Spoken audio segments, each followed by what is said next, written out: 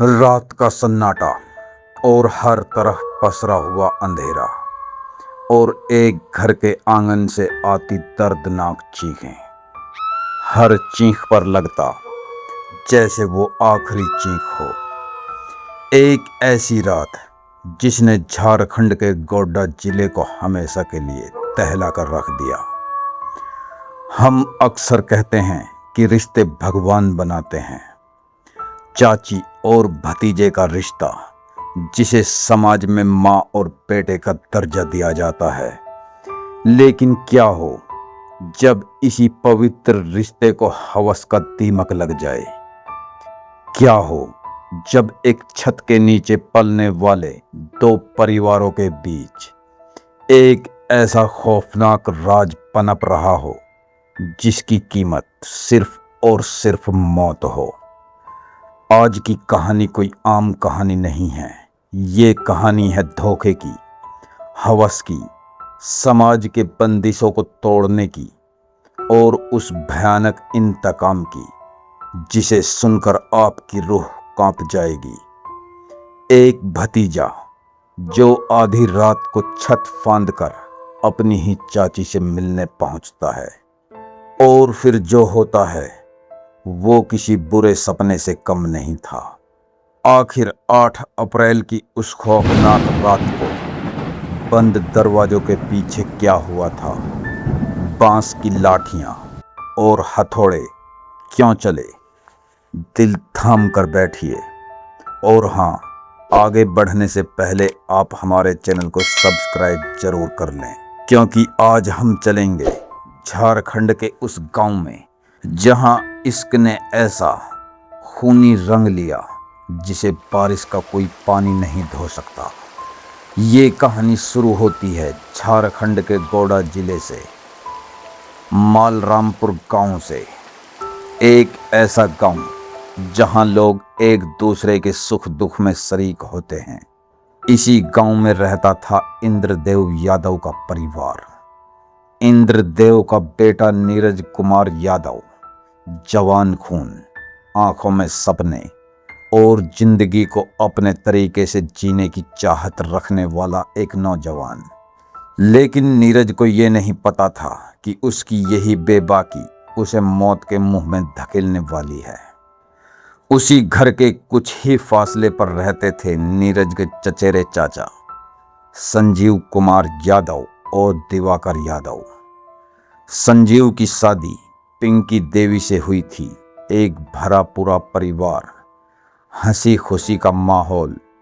लेकिन कहते हैं ना, जब विनाश काले विपरीत बुद्धि। नीरज की नजरें अपनी ही चाची पिंकी देवी पर जाकर टिक गईं। ये आज या कल की बात नहीं थी। पिछले 3-4 सालों से इस घर की दीवारों के पीछे एक ऐसा खेल चल रहा था जिसे समाज कभी बर्दाश्त नहीं कर सकता।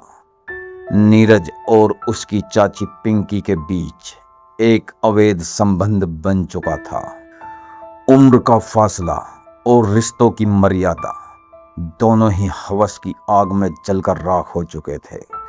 लेकिन गांव की आंखें और दीवारें दोनों के कान होते हैं। धीरे धीरे कानाफूसी पूरे गांव में फैल गई। बात संजीव यादव यानी पिंकी के पति तक पहुंची। एक पति के लिए इससे बड़ी बेइज्जती क्या हो सकती है कि उसका अपना ही भतीजा उसकी पत्नी पर डोरे डाल रहा हो। परिवारों के बीच तनाव बढ़ने लगा। बात सिर्फ घर तक नहीं रही, पंचायतें बैठी। गांव के बुजुर्गों ने दोनों परिवारों को आमने सामने बिठाया। नीरज को सख्त हिदायत दी गई, कसम खिलाई गई। दोनों परिवारों के बीच कई बार इस बात को लेकर हाथापाई और खून खराबा तक हुआ। लेकिन इश्क और मुश्क भला कहाँ छुपते हैं। नीरज के सिर पर चाची का फितूर इस कदर सवार था कि उसे न पंचायत का डर था, न अपने चाचा संजीव के गुस्से का। और यही बेखौफी उस रात का कारण बनी। तारीख थी 8 अप्रैल, समय रात के करीब 12:30 बजे। पूरा मालरामपुर गांव गहरी नींद में सो रहा था, लेकिन नीरज की आंखों में नींद नहीं थी। उसके सिर पर एक बार फिर अपनी चाची पिंकी से मिलने का भूत सवार था। वो अपने घर से निकला, दबे पांव बिल्ली की तरह। नीरज ने चाचा संजीव के घर की छत फांदी। उसे लगा कि हमेशा की तरह आज भी वो छुपकर अपनी मोहब्बत को अंजाम देगा और सुबह होने से पहले वापस लौट जाएगा। लेकिन उसे यह नहीं पता था कि आज रात यमराज खुद उस घर के आंगन में उसका इंतजार कर रहे हैं। नीरज दबे पांव पिंकी के कमरे में दाखिल हुआ, लेकिन किस्मत को कुछ और ही मंजूर था। आहट सुनकर संजीव यादव की आंख खुल गई। जब संजीव ने उस बंद कमरे का नजारा देखा तो उसके पैरों तले जमीन खिसक गई। उसकी अपनी पत्नी उसके ही भतीजे नीरज के साथ आपत्तिजनक हालत में थी। 3-4 सालों का दबा हुआ गुस्सा, पंचायत की बेइज्जती और एक पति के अहम को लगी ठेस, सब कुछ एक साथ ज्वालामुखी की तरह फटा। संजीव की आंखों में खून उतर आया। उसने आओ देखा ना ताओ। उसने तुरंत अपने भाई दिवाकर यादव को जगाया। आज इस पाप का अंत करना ही होगा। और फिर शुरू हुआ उस बंद घर में मौत का तांडव।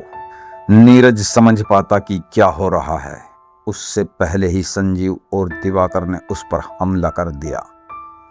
नीरज को दबोच लिया गया। बचने का कोई रास्ता नहीं था। उन्होंने नीरज के हाथ पैर एक मोटी रस्सी से बांध दिए और फिर बांस की भारी लाठियां नीरज के शरीर पर बरसने लगी। 1 बार 2 बार नीरज चीखता रहा, मुझे छोड़ दो चाचा, मुझे माफ कर दो। लेकिन आज वहां कोई चाचा नहीं था। वहां सिर्फ मौत के सौदागर खड़े थे। गुस्सा इतना भयानक था कि उन्होंने हथौड़ा उठा लिया। नीरज के शरीर को तब तक पीटा गया जब तक कि उसका शरीर मांस का एक निर्जीव लोथड़ा नहीं बन गया। खून से लथपथ नीरज फर्श पर तड़प रहा था। नीरज अधमरा हो चुका था। उसकी सांसें उखड़ रही थीं। लेकिन संजीव यादव का दिमाग अभी भी शातिर तरीके से काम कर रहा था। उसे लगा कि अगर पुलिस आएगी तो वो मर्डर के चार्ज में फंस जाएगा। इसलिए उसने एक झूठी कहानी रची। रात के उसी अंधेरे में संजीव ने अपना फोन निकाला और पुलिस हेल्पलाइन डायल 112 पर कॉल किया। जल्दी आइए, मेरे घर में एक बदमाश घुस आया है। वो बदमाशी कर रहा था, हमने उसे पकड़ लिया है। सूचना मिलते ही पत्थरगामा थाना पुलिस तुरंत हरकत में आई। पुलिस की गाड़ियां सायरन बजाते हुए मालरामपुर गांव पहुंची। लेकिन जब पुलिस ने संजीव के घर का दरवाजा खोला तो अंदर का नजारा देखकर पुलिस वालों के भी होश उड़ गए। जमीन पर खून पसरा था। सामने एक 20-22 साल का लड़का हाथ पैर बंधा हुआ पड़ा था। उसका शरीर बुरी तरह कुचला जा चुका था। वो बदमाश नहीं बल्कि उसी घर का भतीजा नीरज था। पुलिस ने बिना एक सेकंड बर्बाद किए खून से लथपथ नीरज को उठाया और तुरंत पत्थरगामा के सामुदायिक स्वास्थ्य केंद्र की तरफ दौड़ी।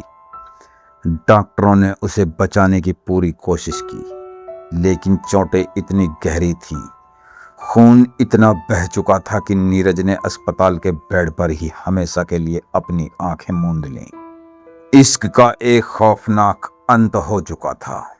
बेटे की मौत की खबर जब पिता इंद्रदेव यादव तक पहुंची तो उन पर दुखों का पहाड़ टूट पड़ा। जवान बेटे की लाश देखकर एक पिता का कलेजा फट गया। उन्होंने तुरंत पत्थरगामा थाने में अपने ही चचेरे भाइयों और बहू के खिलाफ नामजद FIR दर्ज कराई। गोड्डा के SP मुकेश कुमार ने मामले की गंभीरता को देखते हुए तुरंत एक्शन लेने का आदेश दिया। गोड्डा के एसडीपीओ अशोक रविदास ने जब इस पूरी गुत्थी को सुलझाया तो वो झूठी कहानी ताश के पत्तों की तरह ढह गई। पुलिस ने तुरंत हत्या के आरोप में संजीव यादव, उसके भाई दिवाकर यादव और उस पूरी फसाद की जड़ चाची पिंकी देवी को गिरफ्तार कर लिया। क्राइम सीन से पुलिस ने वो तमाम खौफनाक चीजें बरामद की जिनसे नीरज को मौत के घाट उतारा गया था।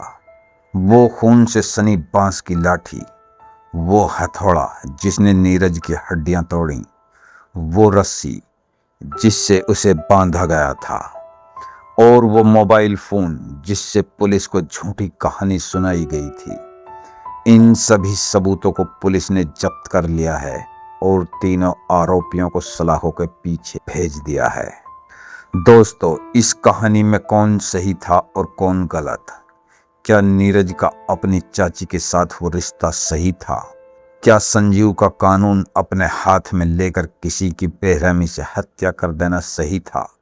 एक अवैध रिश्ते ने, एक पल की हवस ने दो हंसते खेलते परिवारों को हमेशा के लिए शमशान बना दिया। एक की जान चली गई और बाकी तीन अपनी पूरी जिंदगी जेल की सलाखों के पीछे सड़ेंगे। रिश्तों की मर्यादा जब भी टूटती है उसका अंजाम अक्सर ऐसा ही खौफनाक होता है।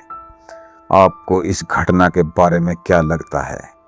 क्या संजीव को पुलिस के हवाले कर देना चाहिए था, या उसने जो किया वो गुस्से में उठाया गया एक स्वाभाविक कदम था? अपनी राय हमें कमेंट्स बॉक्स में जरूर बताएं। अगर यह कहानी आपको झकझोर गई हो तो वीडियो को लाइक करें और समाज की ऐसी ही कड़वी सच्चाइयों को जानने के लिए हमारे चैनल को सब्सक्राइब जरूर करें। मिलते हैं अगले वीडियो में एक और रोंगटे खड़े कर देने वाली कहानी के साथ। तब तक सावधान रहें, सुरक्षित रहें।